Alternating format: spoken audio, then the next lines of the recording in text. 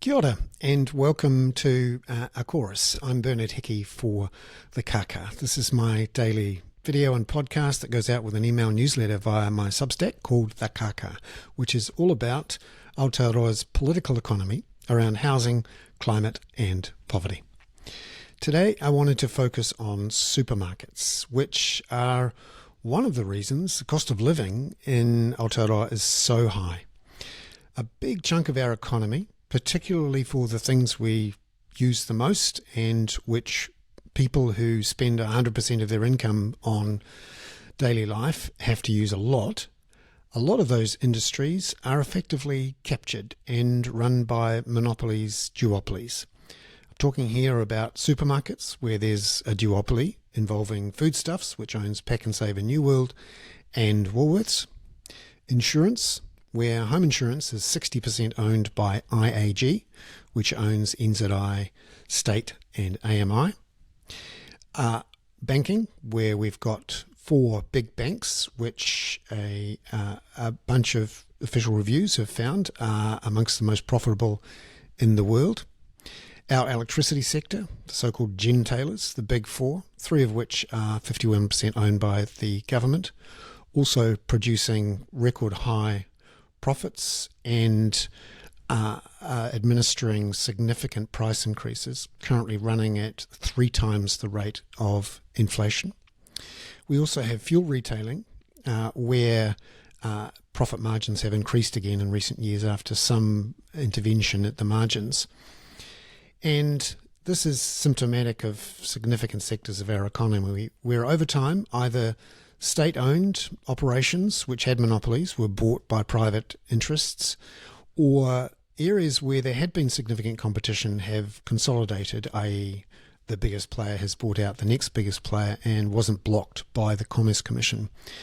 And so over time, particularly over the last 20 or 30 years, in various sectors we've had a concentration of ownership, which has allowed profit margins to rise. Now, this is not surprising to many consumers, and particularly in the last 4 or 5 years when there was a burst of inflationary pressure around the world, which resulted in what's called greed inflation, not just here, but all over the world, where players who had significant market strength used the opportunity of rising prices because of rising commodity prices to expand their profit margins.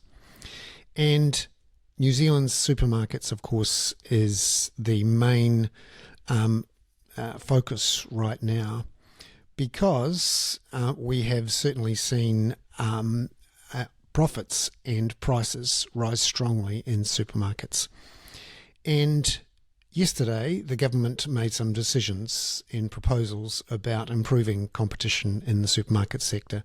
Long story short, the government yet again, as we saw with the previous Labour government, bailed out and decided not to do a full structural separation of the supermarkets duopoly. This has been something considered for nearly 10 years now. There's been market studies, there's been supermarket inquiries, the Commerce Commission has looked at things during COVID and after COVID, immediately after COVID. The previous Labour government looked at it, and in the end decided that taking on these two duopolies was too difficult, and the government of the day could choose to misdirect people into saying that various competitive measures would be applied. Nicola Willis talked a good game in the last couple of years about taking significant action to try to reduce these profit margins and improve profitability, and included looking at the idea of breaking up the duopoly. Now, this could take various forms, but the one that's been discussed most is essentially creating 2 sets of wholesale delivery centres. Currently, the 2 main chains have 3 big warehouses each, one in Auckland, one in Palmerston North, one in Christchurch. And the idea was that there would be a couple of new ones built, and essentially those a new competitor would have access to one of those big wholesale distribution centres. Nicola Willis announced yesterday that she's not going ahead with that. She says she's still got it in her back pocket, but the number of times the threat of structural separation has been in the back pocket of politicians and nothing happened is frankly beyond a joke now. Nicola Willis says that she wants to give the supermarket chains access to the fast track legislation to remove consenting barriers and allow them to build new supermarkets.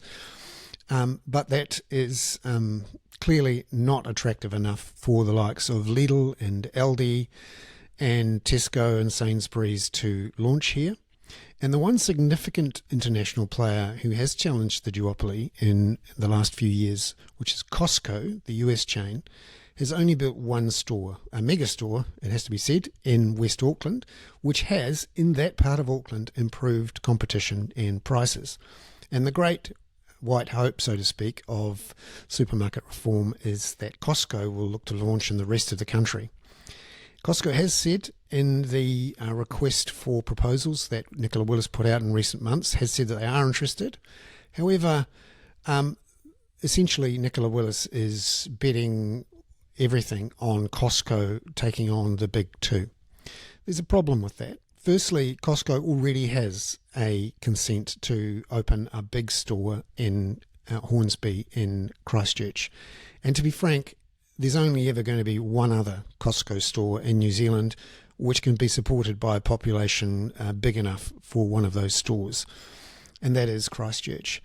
At best, you would expect in the long run that Costco could have perhaps one store in Auckland, one in Hamilton, and maybe one in Christchurch. This is not going to help those smaller cities and towns where currently Woolworths and Pack and Save have carved up those cities into virtual monopolies based on particular catchments where most people don't drive more than 10 or 20 minutes to a supermarket. And in large parts of the country, there are many areas where there is just one supermarket within a 10 to 20 minute drive. Right, just to summarise what happened yesterday and why our supermarket sector and, frankly, the rest of our economy remains still captured after all of these years. Nicola Willis announced that she wasn't going ahead with structural separation. She wants to use fast track instead.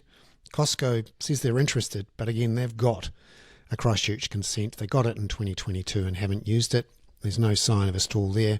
Aldi, Lidl, Sainsbury, Tesco are not saying they're interested in moving to New Zealand. Frankly, we don't have the population base to support significant competition. Getting in and launching a competitive chain would be very expensive, not just building stores, but setting up networks of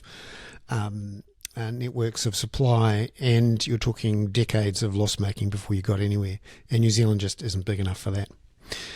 Just to reiterate just how profitable the supermarkets are, this is a chart from the Commerce Commission's August 6 annual grocery report looking at the earnings before interest and tax margins for various supermarket chains around the world.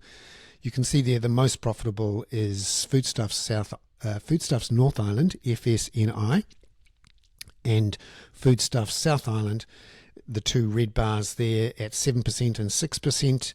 Woolworths Australia actually is at 6%. At the moment, Woolworths New Zealand is not very profitable, although it did just report yesterday higher profit margins and got rid of its CEO last year because of it essentially losing the battle with Foodstuffs.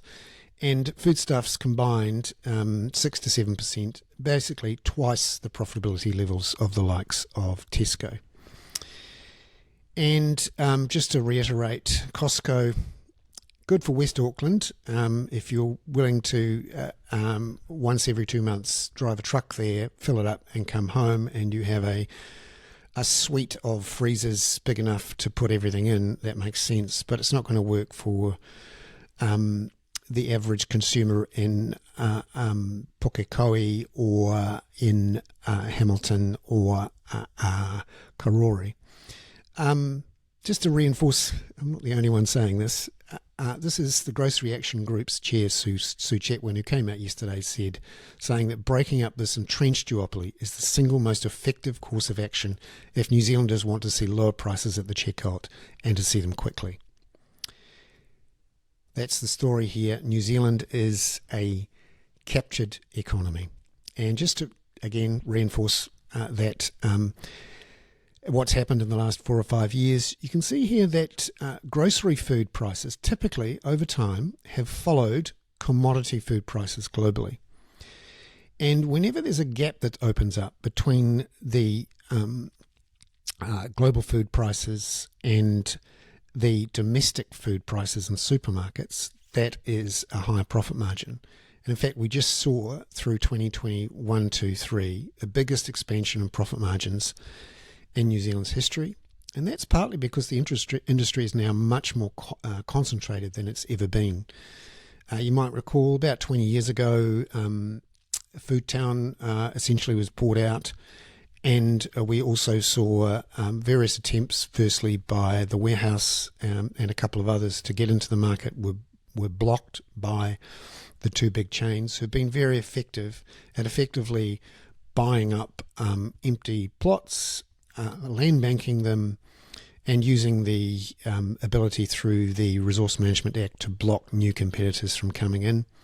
And essentially the market has settled down into a series of monopolies around these drivable catchments. And when there was heat in the market, pressure in the market, the supermarket duopolies took their opportunity, in particular Foodstuffs, North Island and South Island, to grow their profit margins. It's one of the reasons New Zealand is so expensive, along with others. There is an exception, though, one area where the tough decision to break up a monopoly was made. And that was way back in at the beginning of the 2000s, when telecommunications monopoly, in fact it turned into a duopoly by then with Vodafone in both mobile and landline, was essentially broken up by the then Labour government with David Cunliffe and Helen Clark. They took a lot of heat. They essentially legislated to break it up, and that led, along with the arrival of 2 Degrees, who only arrived after the breakup, and were reassured there would be a competitive opportunity, along with a couple of tweaks here and there in rules such as number portability and mobile termination fees. That meant we had true competition in the market, the growth of 2 Degrees, and now some of the lowest broadband and mobile data prices in our comparative countries, a much better rollout of ultra-fast broadband than in Australia. And it's the one area of the economy where there is true competition because of that structural separation that was done. And yet again, and we've seen it too in electricity, the government of the day, both National and Labour, have chosen not to take on the established players who have used their ability to lobby and argue their case with the main players in both parties very effectively. I'm Bernard Hickey. That was today's Daily Chorus for Thursday, the 28th of August. Ka kite anō.